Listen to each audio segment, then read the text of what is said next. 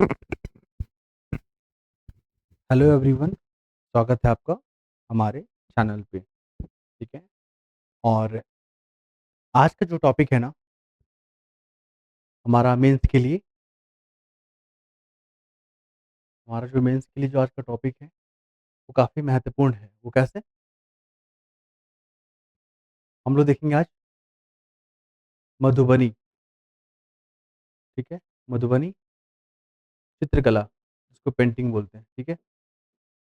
आपको पता है ना, बीपीएससी जो 71 का प्रीलिम्स हुआ ना, तो उसमें मधुबनी को लेकर क्वेश्चन पूछा ना कि जो पंचायती राज है, जो प्रोग्राम था राष्ट्रीय वाला, कहाँ पे हुआ? मधुबनी में हुआ। ठीक है। और मधुबनी चित्रकला बिहार का काफ़ी जो ना विख्यात या प्रचलित कला है। ऐसे तो पटना कलम भी है और भी है, ठीक है, मंजूषा कला भी है, लेकिन मधुबनी जो है ना इस बार का वेरी इंपॉर्टेंट, या कह लीजिए हॉट टॉपिक है ये। Very very important. और हम लोग जो भी टॉपिक को डिस्कस कर रहे हैं ना यहाँ पे, वो सारा महत्वपूर्ण है, क्योंकि सारा चीज़ को एनालाइज करके, चीज़ों को, प्रीवियस ईयर क्वेश्चन को एनालाइज करके जो यहाँ पे कंटेंट को तैयार किया गया है, और क्वेश्चन को यहाँ पे सेलेक्ट किया जा रहा है, ताकि बहुत ही कम समय में हमारा जो सिलेबस है वो कवर हो सके। लगभग लगभग सारे टॉपिक को हम लोग पढ़ के जाएंगे एग्जाम में। ठीक है। ताकि एग्जाम हॉल में जो 20 से 21 क्वेश्चन लिखने होते हैं 3 घंटे में, उसको कंप्लीट किया जा सके। ठीक है।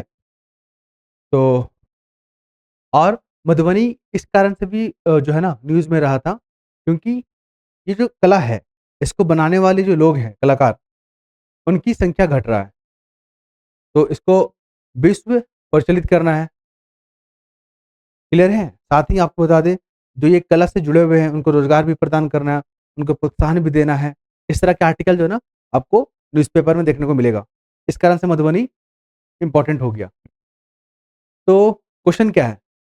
मधुबनी चित्रकला, उसकी उत्पत्ति, उसका महत्व, उसकी सीमाएँ, चुनौती और आधुनिक प्रभाव। 5 एंगल इसमें दिया गया है। पाँचों को आपको जो है ना 2 से 3 लाइन में या 4 से 5 लाइन में डील कर देना है, सारे एंगल को। तो वो क्वेश्चन जो है ना कंप्लीट माना जाता है। आपको पता ही है, मेंस में 3 पार्ट को ध्यान रखा जाता है, इंट्रो, बॉडी, कंक्लूजन। सजेशन माँगे तो लिखना है, नहीं माँगे तो नहीं लिखना है। क्लियर? चलिए, तो हम लोग ओरिजिन देखते हैं। मधुबनी जो चित्रकला है ना, वो बिहार की एक विशिष्ट लोक चित्रकला है। क्या है? विशिष्ट। ठीक है? और ये पूरा विश्व में विख्यात है, मधुबनी पेंटिंग। आप देखोगे जापान का जो ट्रेंड वगैरह है ना, या जापान में पब्लिक वाला जो एरिया रहेगा, वहाँ पे मधुबनी पेंटिंग किया हुआ आपको नज़र आएगा। और भी जो साउथ ईस्टर्न जो कंट्री है, वहाँ पर आपको देखने को मिलेगा। विश्व में जो है ना मधुबनी पेंटिंग का डिमांड बढ़ता जा रहा है। लोग अपनी गैलरी में रखना पसंद करते हैं मधुबनी पेंटिंग को। ठीक है? चलिए, तो बिहार के एग्ज़ाम दे रहे हैं, मधुबनी इस बार इम्पोर्टेंट है।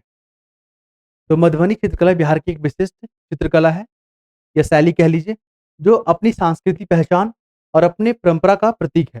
ज़ाहिर-सी बात है, संस्कृति पहचान तो है। इसका हम लोग भौगोलिक विस्तार देख लेते हैं। जैसे बिहार का आप मैप बना लो, क्वेश्चन आएगा ना, तो आप लोग कोशिश कीजिएगा ना, बिहार का मैप में मधुबनी को दिखा दीजिएगा। यहाँ पर गंगा पास करती है, और मधुबनी वाला जो रीजन है ना, ये मधुबनी। ठीक है? ध्यान रखिएगा। ये लोकेशन दिखा दीजिएगा ना, तो हाफ नंबर या 1 नंबर आपको एक्स्ट्रा मिल जाएगा, और यहाँ पर लिख दीजिएगा बिहार। ठीक है? ताकि एग्ज़ामिनर को लगे कि हाँ, उसको बिहार के बारे में बेसिक नॉलेज है। ठीक है? और ये सब आपको अपने पर्सनल अनुभव के साथ बता रहे हैं। ऐसा नहीं कि हवा में बात कर रहे हैं हम। भौगोलिक विस्तार की अगर बात करें, तो ये चित्रकला बिहार के दरभंगा में, पूर्णिया, मधुबनी, मुज़फ्फरपुर, इन तमाम जिलों में देखने को मिलता है, और नेपाल के कुछ क्षेत्रों में भी फेमस है। आपको पता है ना कि भारत और नेपाल का रिलेशन रोटी और बेटी की तरह है, क्योंकि वहाँ का आप देखोगे ना, लोग शादी करने भी भारत आते हैं, भारत के लोग भी नेपाल जाते हैं शादी करने के लिए। लोग काम करने, अपने रोज़गार के लिए भारत में आते हैं, भारत के लोग भी नेपाल जाते हैं।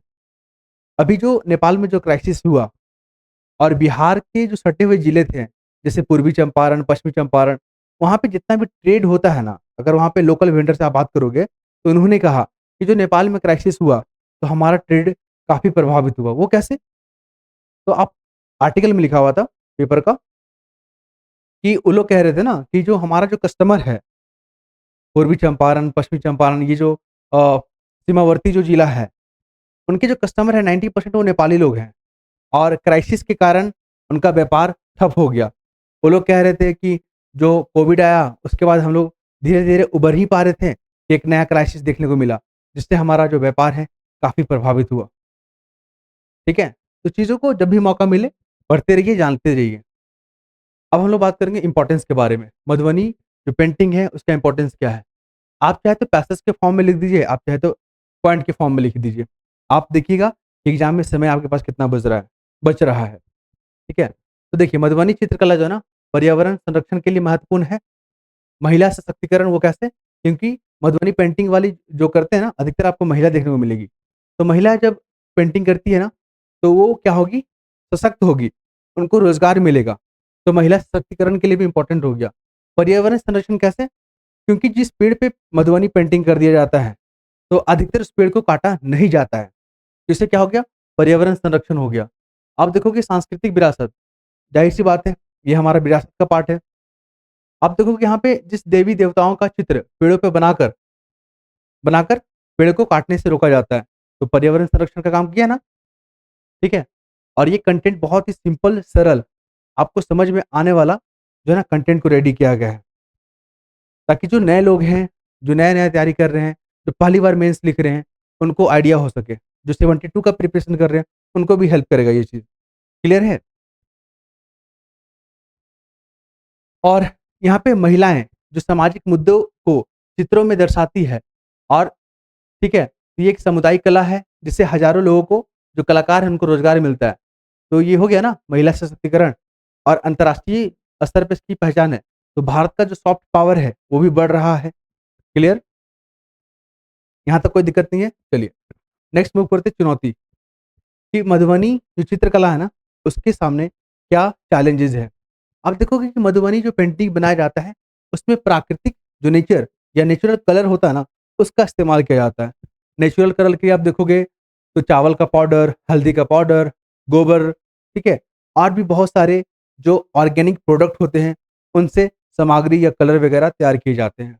लेकिन चैलेंजेज़ हम लोग देखेंगे यहाँ पे कि मधुबनी जो चित्रकला की जो व्यावसायीकरण हो गया, ठीक है? तो वहाँ पे प्राकृतिक रंग की जगह जो है ना, आर्टिफ़िशियल कलर या कह लीजिए रासायनिक रंगों का इस्तेमाल किया जाने लगा। तो इस ये जो है ना बहुत बड़ा चैलेंजेज़ है, क्योंकि मधुबनी पेंटिंग अपने प्राकृतिक रंगों के लिए जाना जाता है, प्राकृतिक सुंदरता के लिए जाना जाता है, ना कि केमिकल, ना कि आर्टिफ़िशियल कलर के लिए। क्लियर है? ये बहुत बड़ा चैलेंजेज़ है। दूसरा क्या है कि मार्केटिंग नहीं है कि अ, मधुबनी पेंटिंग को कैसे बेचें या किस ग्रुप को बेचें जिससे हमें ज़्यादा प्रॉफ़िट हो। ये भी बहुत बड़ा चैलेंजेज़ है। फिर लोग जो है ना मधुबनी पेंटिंग करना नहीं पसंद करते हैं। फिर यहाँ पे संसाधनों की कमी, महिला सशक्तिकरण और समतामूलक समाज का संदेश देती है। मतलब यहाँ पे पॉज़िटिव चीज़ लिखा हुआ है कि फिर भी जो है ना समाज में समतामूलक संदेश और महिला सशक्तिकरण को क्या करती है? बढ़ावा देती है मधुबनी पेंटिंग और हमारी संस्कृति को क्या करती है? मजबूत करती है।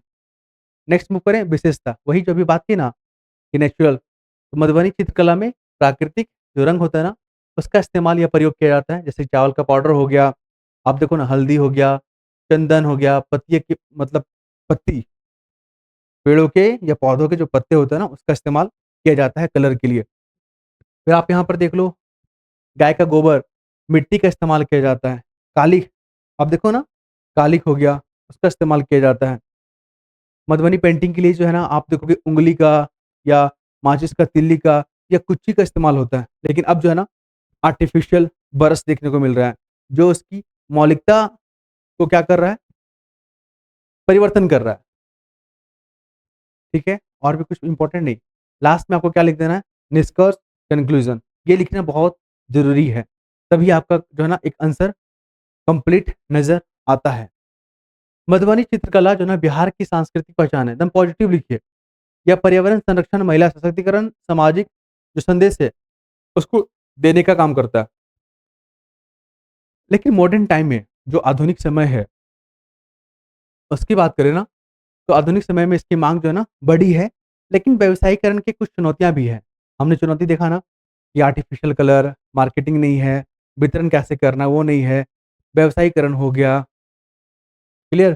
तो अपनी परंपरा और सुंदरता और सामाजिक योगदान के कारण आज भी प्रासंगिक बना हुआ है। तो ये हमने मधुबनी पेंटिंग को देखा। इसके तमाम जो पहलू थे या एंगल कह लीजिए जिस प्रकार से एग्जामिनर क्वेश्चन फ्रेम करते हैं, उसको हमने देखा सरल शब्दों में, आसान भाषा में, ताकि आपको समझ में और लंबे समय तक याद रहे। आप बिहार के कल्चर को जान के रखिए, ठीक है? जो वर्ल्ड में भारत की स्थिति है, वही भारत में बिहार की स्थिति है, ठीक है? बिहार का जो इतिहास है ना काफ़ी गौरवपूर्ण रहा है और वर्तमान में उसी के लिए प्रयास किया जा रहा कि बिहार का जो इतिहास गौरवपूर्ण रहा है, उसको फिर से कायम किया जा सके। अब देखा कि जो नालंदा विश्वविद्यालय है उसको फिर से पुनर्जीवित किया जा रहा है, वहाँ पे उसको यूनिवर्सिटी का दर्जा दिया गया, उस पे धीरे-धीरे सही पढ़ाई अब स्टार्ट हो चुके हैं। क्लियर?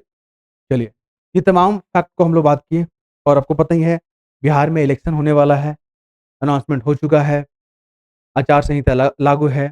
तो बिहार की राजनीति में जो जाति की जो भूमिका है, उसको लेकर मेंस में क्वेश्चन पूछे जाते हैं और हम लोग जब भी मौका मिलेगा, हम लोग डिस्कस करते हैं।